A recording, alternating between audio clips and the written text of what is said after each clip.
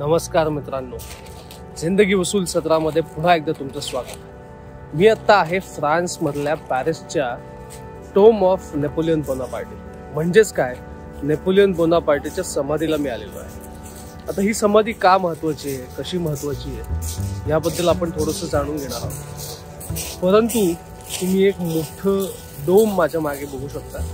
त्या डोमच्या अगदी मनोगत नेपोलियन बोनापार्टेची समाधी आहे।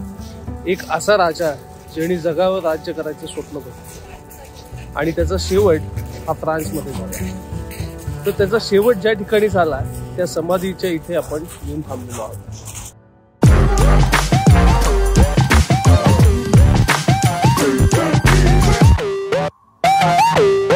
समाधी असेल किंवा जन्मस्थळ असेल, या माणसांना प्रेरणा देत राहतात, कारण की तिथून ज्या माणसाचा प्रवास सुरू झाला असतो जन्म ठिकाणावरून, त्या ठिकाणापासून ते समाधीपर्यंत त्याचा हा कर्तव्य पिरियड किंवा कर्तव्य त्यांनी जे गाजवलेलं असतं, त्याची जी कर्तबगारी असते ती आपल्याला या समाधीच्या इथे दिसते। जन्म ठिकाण एक वेळ थोडंसं महत्त्वाचं नसेल, परंतु समाधी ही अतिशय महत्त्वाची असते, कारण की त्याचा जो आयुष्याचा कार्यकाळ असतो तो जो गेलेला असतो आणि त्याचा अंत त्या ठिकाणी, त्याचा देह त्या ठिकाणी ठेवलेला असतो। त्यामुळे समाधींना निश्चित जेव्हा जमेल तेव्हा भेट द्या मित्रांनो। आणि आता आपण जाऊयात नेपोलियन बोनापार्टेच्या समाधीकडे। चला तर मित्रांनो, जो डोम बाहेरनं बघत होतो आपण, त्या डोम मध्ये एंटर केलेला आहे आणि आता आपण समाधी बघणार आहोत।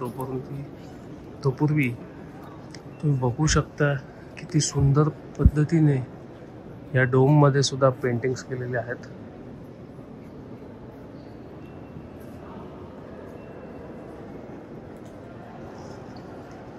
आणि आता मी तुम्हाला नेपोलियनची समाधी जी आहे ती दाखवतो। ही आहे नेपोलियनची समाधी।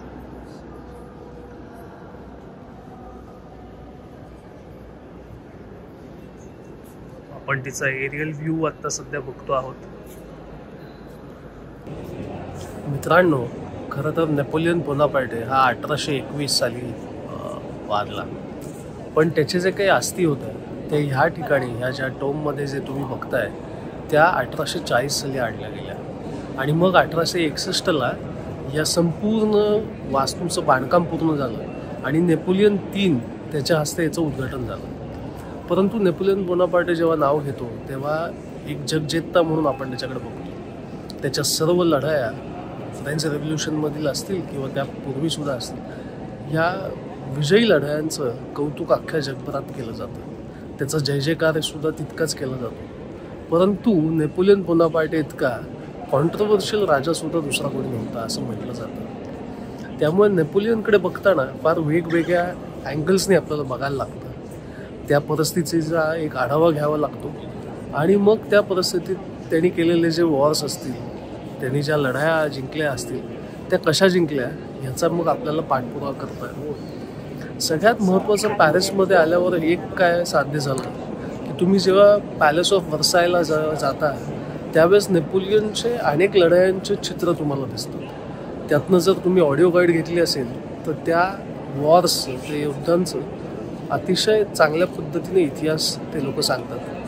त्यामुळे नेपोलियनच्या अनेक गोष्टी आणि वास्तू या फ्रान्समध्ये खूप चांगल्या पद्धतीने जतन केलेल्या आहेत आणि त्याचंच एक प्रातिनिधिक स्वरूप आपण या समाधीच्या रूपाने बघत आहोत। नेपोलियनचे काही पेंटिंग्स मी इथे रोल करतोय, तेही तुम्हाला आवडत असतील आणि ते खूप महत्त्वाचे पेंटिंग्स आहेत आणि त्या पेंटिंग्समधनं त्यांनी वॉर कसं जिंकलं हे आपल्याला दिसून येतं। त्यामुळे नेपोलियन बोनापार्टे हा एक अतिशय कुशल असा राजा होता। त्याचं कौतुक जगात तर केलं जातं आणि भारतात देखील त्याच्याबद्दल कुतूहल निर्माण कायम असतंच, कुतूहल असतं आणि त्यामुळेच मी त्या कुतूहलापोटी एका राजाची समाधी बघण्यासाठी मी इथे पॅरिसमध्ये आलेलो आहे आणि ती समाधी पाहतोय। जसं आपल्याला शिवाजी महाराजांची रायगडावर समाधी गेल्यानंतर एक ऊर भरून येतो आपल्या राजाची समाधी बघितल्यानंतर, तसंच काहीसं एक मोठी समाधी, मोठ्या माणसाची समाधी मी पाहतोय याचं एक अप्रूप वाटतं आणि समजून घेण्याचा प्रयत्न करतो. आपण खालच्या फ्लोअरला जाऊन समाधीचं व्यवस्थित परत एक चित्रीकरण बघूयात, म्हणजे तुम्हाला व्हिडिओतनं नेपोलियनबद्दल आणि त्याच्या समाधीबद्दल अधिक माहिती कळेल. पुन्हा एकदा आपण समाधीच्या दिशेने चाललोय. अतिशय स्वच्छ अशा पद्धतीने या समाधीचं जतन केलेलं आहे. आणि दुसरी अतिशय महत्त्वाची गोष्ट म्हणजे चारी बाजूला वेगवेगळ्या लोकांच्या समाध्या आहेत. त्यामध्ये नेपोलियनच्या भावाच्या सुद्धा काही समाध्या इथे आहेत. नेपोलियनचा जन्म कॉर्सिका नावाच्या एका छोट्या गावात झाला. एक गावातून खेड्यातून येणारा मुलगा हा जगजेता बनतो आणि एक राज्यकर्ता बनतो ह्यावर कोणीच विश्वास ठेवू शकत नाही.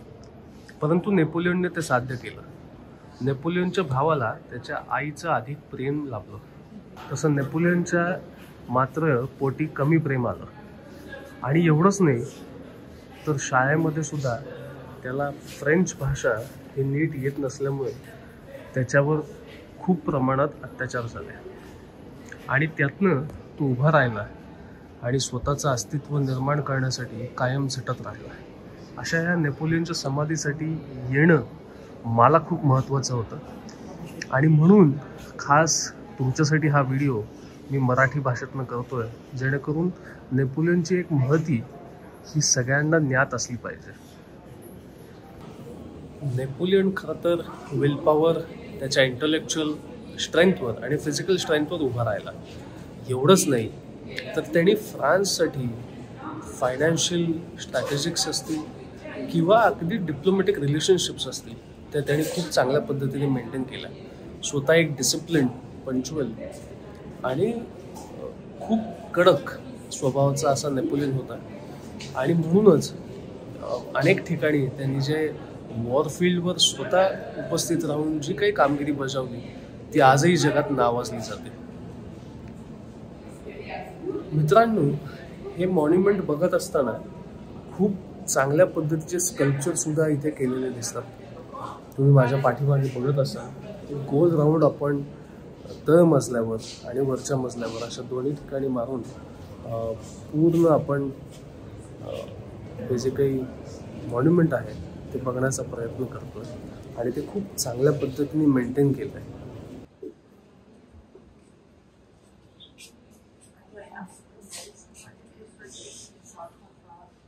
एखादं मॉन्युमेंट कसं ठेवावं हे परदेशात आल्यावर कळतं. आपल्याकडे अनेक स्मारकं आहेत, परंतु ती वेल मेंटेन नसल्यामुळे त्याची दुर्दशा झालेली आपल्याला दिसते. पण हे युरोपातले अनेक मॉन्युमेंट्स बघताना मला याची जाणीव झाली की कुठलंही स्मारक हे अतिशय चांगल्या पद्धतीने ठेवायची जी जबाबदारी आहे ती सरकारची आहे. मला वाटतं आपल्याही राज्य आणि केंद्र सरकारला याचं कधीतरी चुकून का होईना वाटेल आणि ते स्मारक जतन करण्याचा अधिकाधिक प्रयत्न करतील अशी आपण एक अपेक्षा ठेवूयात. अतिशय शांतपणे इथे पर्यटक येतात, संपूर्ण माहिती घेतात आणि पूर्ण निरीक्षण करून त्यांच्या ज्ञानात भर टाकतात. खूप चांगल्या पद्धतीने हे संपूर्ण वास्तूचं जतन केलेलं आहे. अर्थात ही वास्तू 1840 नंतर बनवली गेली, पण तरीही तिला आता नाही म्हटलं तरी 200 वर्ष होत आली आहेत. त्याचं एक मिनिएचर मॉडेल इथे बनवलेलं दिसतंय. आपण त्याकडे एक नजर मारूयात.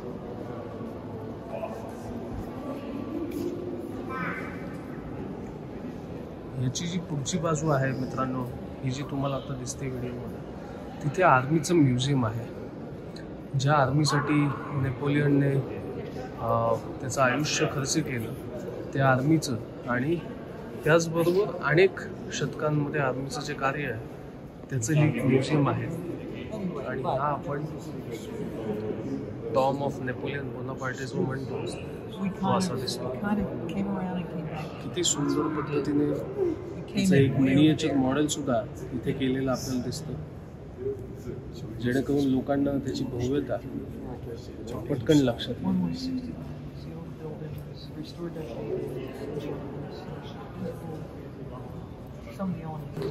मित्रांनो, एक गोष्ट सांगायची राहिली ती म्हणजे अशी की हे स्केल मॉडेल जे आहे ते 1:160 असं हे स्केल मॉडेल आहे आणि यामध्ये वेगवेगळ्या बिल्डिंग्स आपल्याला दिसतात.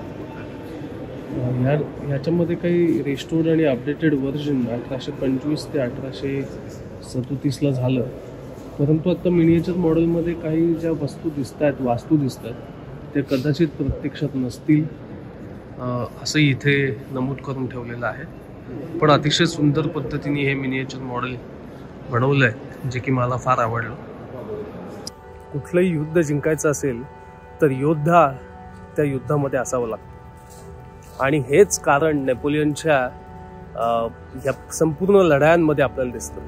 आपण आता समाधीच्या बाहेर आलेलो आहे आणि व्हिडिओच्या शेवटाकडे चाललो आहे, परंतु मला एक गोष्ट जाणीवपूर्वक इथे सांगायची आहे की नेपोलियननी ते केलं जे जे फ्रान्सला हवं होतं. थोडक्यात काय तर माणसं आणि पैसा या दोन्ही गोष्टी फ्रान्सला युद्धांमध्ये हव्या होत्या आणि ते पुनर्जीवन करण्याचं काम नेपोलियनने खूप मोठ्या अर्थाने केलं. ह्याचबद्दल त्याची महती सांगणारं शब्द जेव्हा ड्यूक ऑफ विलिंग्टन हे उच्चारतो ते म्हणजे असं he would always inspired his main. तो कायम त्याच्या सैनिकांना प्रेरणा देत राहिला. प्रेरणा देऊन युद्धाच्या ज्या मोहिमा असतील त्या मोहिमांवर तो जात राहिला. आणि एवढंच नाही तर अक्षरशः 40,000ची फौज जेव्हा असायची त्यावेळेस सुद्धा नेपोलियन तिथे असायचा आणि सैनिक त्यावेळेस निर्धास्त राहायचे, कारण की त्यांना माहिती असायचं की आता आपल्यासोबत नेपोलियन स्वतः लढतोय म्हणजे विजय हा आपलाच आहे. हा जो कॉन्फिडन्स आहे हा कुठून यायचा तर ती नेपोलियनची पर्सनॅलिटी होती असं मला वाटतं. ती अतिशय उत्तमरित्या पर्सनॅलिटी त्यांनी मेंटेन केली. मी सुरुवातीला जसं सांगितलं की त्याची गौरवगान जसं आपण गाऊ शकतो तसंच त्याच्याबद्दल कॉन्ट्रोवर्शियल गोष्टी सुद्धा आपण करू शकतो, परंतु आज तो हयातीत नाही आहे, त्यामुळे त्याच्याबद्दल जास्त चर्चा करण्यात काही अर्थ नाही. मी पुन्हा एकदा तेच म्हणेल की इतिहासातून कायम प्रेरणा घ्यायची असते, त्यातून वर्तमानात कसं जगायचं ह्याचे काही गोष्टी आखायच्या असतात आणि त्याचबरोबर भविष्याचा वेध घ्यायचा असतो.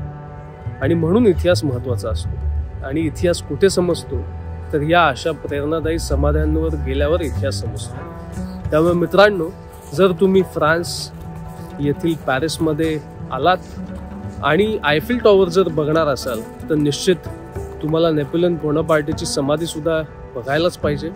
तिथनं एक वेगळी ऊर्जा आणि प्रेरणा निश्चितच तुम्हाला मिळेल. आणि जर तुम्हाला हा व्हिडिओ आवडला असेल तर जिंदगी वसूल या सदराला जे व्हिडिओज चालू आहेत त्याला लाईक करा. युरोपातनं मराठमोळे व्हिडिओ तुमच्यासाठी खास झिवा स्टुडिओच्या चॅनलवर मी प्रज्ञेश मोहक म्हणजे साकू तुम्हासाठी घेऊन आला आहे. आणि हे चॅनल सबस्क्राईब करून बेल आयकॉनवर क्लिक करा आणि इतरांनाही सांगा. जास्तीत जास्त हे व्हिडिओ पोहोचले तरच मला मदत होऊ शकते आणि मी चांगल्यात चांगले व्हिडिओज तुमच्यासमोर करू शकतो. धन्यवाद. पुन्हा एकदा नव्या व्हिडिओमध्ये भेटूयात.